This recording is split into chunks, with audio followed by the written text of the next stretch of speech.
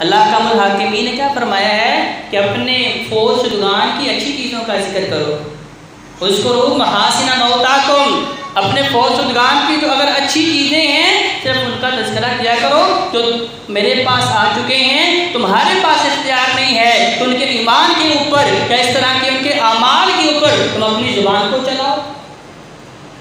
لہذا صحابہ جتنے بھی ہیں، صحابیات جتنے بھی ہیں، سارے کے سارے عظیم ہیں اور اللہ کے پاس جا چکے ہیں۔ یقینی طور پہ اللہ نے جب کہہ دیا ہے کہ میں نے ان کے اگلے پچھلے سارے گناہ معاف کر دیے ہیں، لہذا ہمیں قطعا اجازت نہیں ہے۔ نبی کریم صلی اللہ علیہ وآلہ وسلم نے عمر سے کہا کہ عمر بیٹھ جائیے، نرمی اختیار کیجیے، اپنی غلطی کو تسلیم کر رہے ہیں کیونکہ اللہ نے میرے ساتھ فتح کا وعدہ کر لیا ہے، ہم مکہ کو ضرور فتح کریں گے۔ اس غلطی کے ساتھ ایسا معاملہ نہیں ہے کہ مکہ ہم سے فتح نہیں ہوگا، کیونکہ ہم نے مکہ کو بزور بازو فتح نہیں کرنا بلکہ اللہ کی نصرت کے ساتھ فتح کرنا ہے۔ ہم اپنی افرادی قوت کے ذریعے مکہ کو فتح نہیں کر سکتے، صرف اور صرف اللہ کی نصرت کے ساتھ کر سکتے ہیں، اللہ کی مدد شامل حال ہوگی۔ تو جہاں اللہ نے بڑے بڑے غزوات میں ہمیں فتح دی ہے تو پھر دیکھیں مکہ کی فتح کیسی ہے۔ آقا علیہ السلام مکہ میں داخل ہوئے ہیں، ایک بندے کو بھی قتل نہیں کیا گیا۔ مکہ والوں میں اتنی جسارت ہی نہیں تھی، انہوں نے اتنی ہمت ہی نہیں کی کہ نبی علیہ السلام کے خلاف تلوار اٹھائیں، انہوں نے سرنڈر کر دیا۔ پھر آقا علیہ السلام نے بھی عام معافی کا اعلان کر دیا کہ جو مکہ میں داخل ہو جائے، جو حرم کے اندر داخل ہوگا اسے معافی ہے، جو باغ گھر میں داخل ہوگا اسے معافی ہے، جو اپنے گھر کا دروازہ بند کر دے اسے معافی ہے۔ آقا علیہ السلام نے تو جیسے حضرت یوسف علیہ السلام نے اپنے بھائیوں کے بارے میں فرمایا تھا کہ لا تثریب علیکم اليوم، باوجود اس کے کہ بھائیوں نے اس کم سنی کے اندر جب وہ چھوٹے سے تھے انہیں کنویں کے اندر ڈال دیا، باپ کی شفقت سے محروم کر دیا، در بدر کی ٹھوکریں کھانے کے لیے انہیں بے در کر دیا، لیکن اس کے باوجود انہوں نے کیا فرمایا؟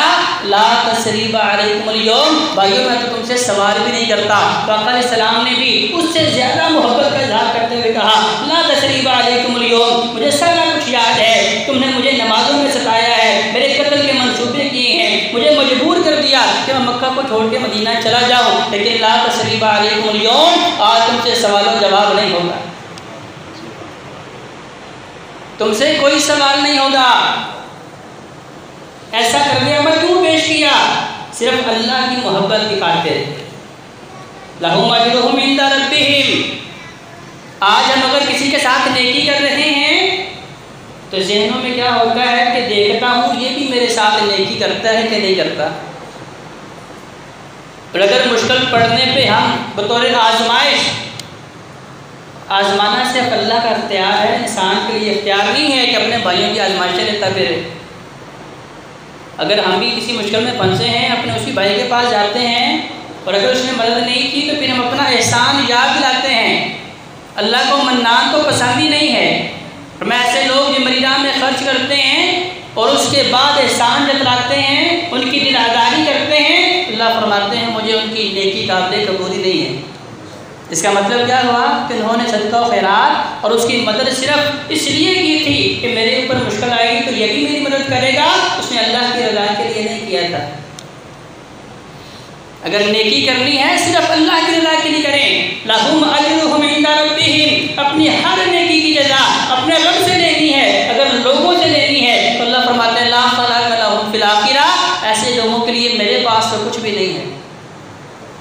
نیکی چھوٹی ہے، نیکی بڑی ہے، کوئی بھی عمل ہے جب تک اللہ کی رضا کے لیے نہیں کریں گے اللہ سے اجر نہیں ملے گا، اگر لوگوں کے لیے کریں گے اللہ فرماتا ہے اس کا مطلب کہ تم احسان جتلاتے ہو۔ لیکن اللہ کے ہمارے اوپر کتنے احسان ہیں، اپنے جسموں میں دیکھیں اللہ نے کتنی لاجواب نعمتیں ہمارے جسموں کے اندر آویزاں کر دی ہیں، جن سے دن بھر رات ہم فائدہ اٹھا رہے ہیں، لیکن اللہ نے کبھی احسان تو نہیں جتلایا۔ کبھی اللہ نے کہا ہے کہ میں نے تمہیں اتنی شاندار آنکھیں دی ہیں اس کے باوجود تم نمازیں نہیں پڑھ رہے، کیونکہ اللہ نے کہا ہے میں نے تمہیں طاقت دی ہے، تمہارا دل دھڑک رہا ہے، تمہارا دماغ کام کر رہا ہے، تمہارا پورے کا پورا بدن اس کے اندر قوت طاقت میں نے پیدا کی ہے، اس کے باوجود تم میرے سامنے تو جھکی نہیں رہے، لہذا میں اپنی طاقتوں کو واپس لے لیتا ہوں۔ اللہ نے کبھی احسان نہیں جتلایا۔ تو جو مال و زر اللہ نے ہمیں دیا ہے اگر ہم اللہ کی رضا کے لیے لوگوں کے اوپر خرچ کر رہے ہیں تو ہمارے لیے بھی جائز نہیں ہے کہ ہم لوگوں کو جتلاتے پھریں، دیکھا فلاں موقع پہ میں نے تمہاری مدد کی تھی، آج تو میری بات ہی نہیں سن رہے۔ اگر ایسا کر رہے ہیں تو اس کا مطلب یہ ہے کہ یہ نیکی رب کے لیے نہیں تھی بلکہ یہ نیکی تو لوگوں کے لیے تھی۔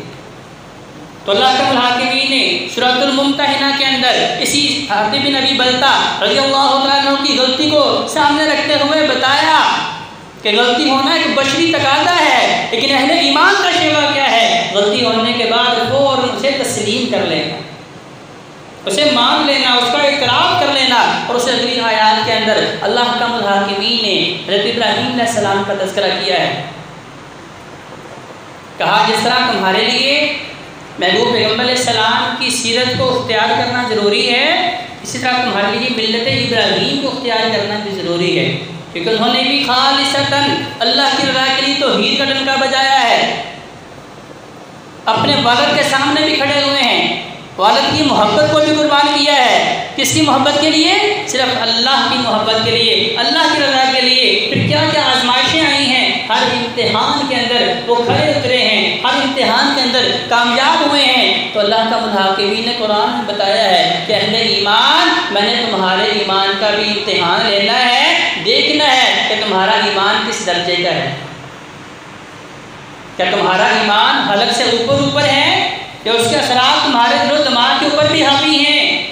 اب اس کی آزمائش اللہ نے فرمایا کہ میں نے لینی ہے۔ اس سے آگے چل کے اللہ تعالیٰ الحاکمین ارشاد فرما رہے ہیں کہ لوگوں تمہارے لیے میرے نبی علیہ السلام کی سیرت بہترین نمونہ ہے۔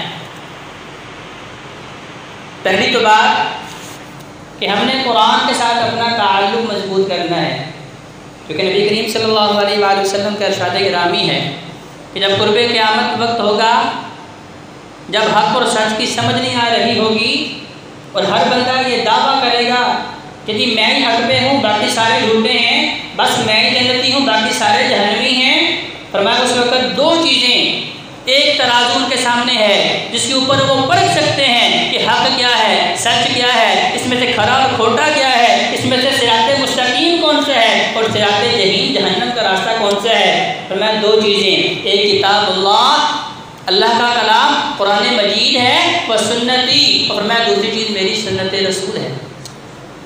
اب یہ دونوں چیزیں لازم و ملزوم ہیں، دو الگ نہیں ہیں بلکہ ایک ہی چیز کے دو نام ہیں۔ جیسا کہ قرآن میں اللہ نے فرمایا کہ نماز پڑھیں، کچھ لوگ یہ بھی کہتے ہیں صرف قرآن پڑھتے رہیں آپ نجات پا لیں گے۔ جب اس سوال کو بھی ذرا دیکھیں کہ کیا اس سوال میں کتنی صداقت ہے، تو دیکھیں قرآن کہتا ہے نماز پڑھیں، میرے محبوب پیغمبر کی سنت کو ایک سائڈ پر رکھ دیں، تو پھر مجھے نماز پڑھ کے بتائیں کہ نماز کیسے پڑھیں گے۔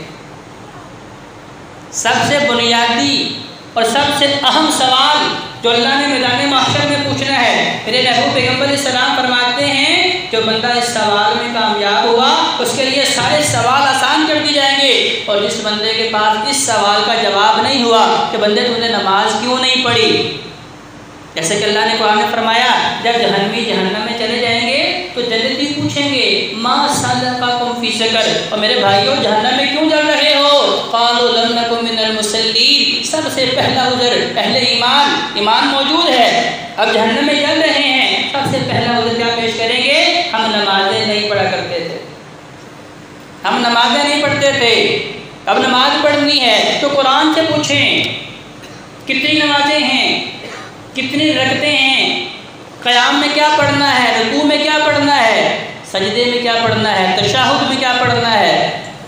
اب یہ ساری کی ساری ڈیٹیل کہاں سے ملے گی بھائیو؟ قرآن سے تو نہیں ملے گی، کہاں سے ملے گی؟ قرآن کی تفسیر سنت مصطفیٰ علیہ السلام سے ملے گی۔ آقا علیہ السلام کیا فرماتے ہیں، سلو کما رأیتمونی اصلی، لوگوں نماز اس طرح پڑھو اس طرح مجھے پڑھتے ہوئے دیکھتے ہو۔ تو لہذا نبی علیہ السلام کی سنت جو ہے وہ قرآن سے الگ نہیں ہے بلکہ قرآن کی تفسیر ہے، قرآن کی تشریح ہے اور عملی نمونہ ہے۔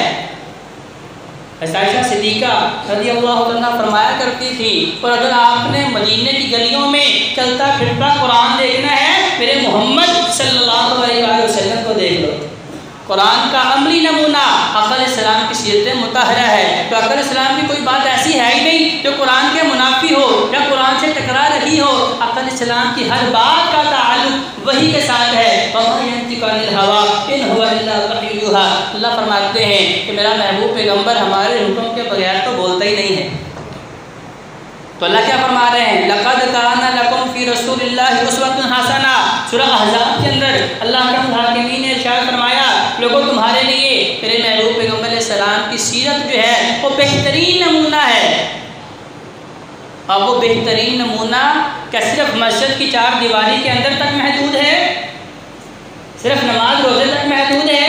تو بھائیو نہیں، نبی کریم صلی اللہ علیہ وآلہ وسلم نے گھر کے اندر کے معاملات بھی بتائے ہیں کہ گھر میں ماں باپ کے ساتھ کیسے رہنا ہے۔ ان کے سامنے نظروں کو اٹھا کے بات نہیں کرنا، بلند آواز سے بولنا نہیں، ان کی آواز کے سامنے اپنی آواز کو ٹکرانا نہیں، ان کو یہ نہیں کہنا کہ آپ کو تو پتہ ہی نہیں ہے، اف تک ان کے سامنے نہیں کہنا کہ کون بتا رہا ہے۔ لقد کان لکم فی رسول اللہ اسوۃ حسنہ، میرے محبوب پیغمبر علیہ السلام نے بتایا ہے اپنی بیویوں کے ساتھ کیسے رہنا ہے، میرے آقا علیہ السلام نے بتایا ہے اپنی بہنوں کے ساتھ، اپنے بھائیوں کے ساتھ کیسے رہنا ہے، اپنی اولاد کے درمیان آپ نے کیسے عدل و انصاف قائم کرنا ہے۔ میرے محبوب پیغمبر علیہ السلام نے کاروبار کے اصول بتائے ہیں، آپ نے رعایا کے ساتھ کیسے معاملات کرنے ہیں۔ تو گویا کہ دین اسلام ایک مکمل ضابطہ حیات ہے، ہر عمل کی رہنمائی میرے محبوب پیغمبر علیہ السلام پیش کرتے ہیں۔ ایسا نہیں ہے کہ آپ کہیں کہ صرف نماز روزہ ہی، بلکہ افسوس کہ ہم تو نمازوں میں بھی نہیں دیکھ رہے۔ آگے سے یہ پوچھتے ہیں اچھا اس سنت پہ نہ بھی عمل کریں گے تو کیا ہوگا؟ اور بھائیو کتنی احمقانہ بات ہے کہ شیطانوں نے ہمارے ذہنوں سے سنت مصطفیٰ کی اہمیت اس حد تک ختم کر دی ہے کہ زبان سے نکل بھی رہا ہے کہ یہ سنت مصطفیٰ ہے، ساتھ یہ بھی کہہ رہے ہیں اچھا اگر نہیں عمل کرتے تو کیا ہوگا؟ نبی کریم صلی اللہ علیہ وآلہ وسلم کی سیرت، آقا علیہ السلام کی سنت کے اوپر صحابہ نے اپنی جانیں نچھاور کر دی۔ آقا علیہ السلام نے فرمایا ہے تو ہم نے یہ بات ماننی ہے، لیکن افسوس کہ آج کا مسلمان ان بحثوں میں پڑا ہوا ہے۔ نہیں پہلے ثابت کریں کہ یہ فرض ہے، یہ واجب ہے، یہ سنت ہے، یہ سنت موقدہ ہے، یہ نفل ہے۔ یہ ساری بحثیں صحابہ نہیں کرتے تھے۔ صحابہ کا طرز عمل اللہ نے قرآن میں بتایا ہے کہ جب انہوں نے آقا علیہ السلام کے ہاتھ کے اوپر بیعت کی ہے تو کہا سمعنا و اطعنا۔ آقا علیہ السلام کی زبان مبارک سے جو کلمات نکلے ہیں، جو کلمات ہمارے کانوں تک پہنچے ہیں، اس بات کو ہم نے سن لیا ہے و اطعنا، اب اس کے اوپر ہم نے عمل کرنا ہے۔ اور اللہ کو ایسا ایمان پسند ہے، اللہ اسی لیے مجھے اور آپ کو حکم دے رہا ہے کیا ایمان والو اس طرح کا ایمان لے کے آؤ اس طرح کا ایمان میرے صحابہ لے کے آئے تھے۔ وہ ان فضول بحثوں میں نہیں پڑھتے تھے کہ بھئی فرض درجے کی سنت ہے یا نفل درجے کی سنت ہے، بڑی سنت ہے کہ چھوٹی سنت ہے۔ صحابہ جنگ پہ نکلتے ہیں، کئی روز تک کفار کے سامنے ہیں لیکن فتح نہیں مل رہی، ملا کر کہتے ہیں یار سوچو کون سی نبی علیہ السلام کی سنت ہم سے مس ہو رہی ہے جس کی وجہ سے اللہ کی نصرت جو ہے ہمارے شامل حال نہیں ہو رہی۔ بڑے غور و خوض کے بعد پتہ چلا کہ جنگ میں مصروف ہونے کی وجہ سے کئی دنوں سے صحابہ نے مسواک نہیں کی۔ اب مجھے بتائیں پوری ایمانداری کے ساتھ کہ کیا مسواک کرنا فرض ہے؟ نہیں، یہ میرے محبوب پیغمبر علیہ السلام کی محبوب سنت ہے۔ جب صحابہ نے مسواک کی اس وقت جو امیر تھے انہوں نے کہا کہ بھی آپ نے اس سنت کو اختیار کرنا ہے کیونکہ نبی علیہ السلام کی محبوب ترین سنت ہے۔ اب صحابہ نے مسواک کرنا شروع کی، کفار دیکھ ہی بھاگے کہ یہ دانت تیز کر رہے ہیں، اب انہوں نے ہمیں بھی چبا ڈالنا ہے۔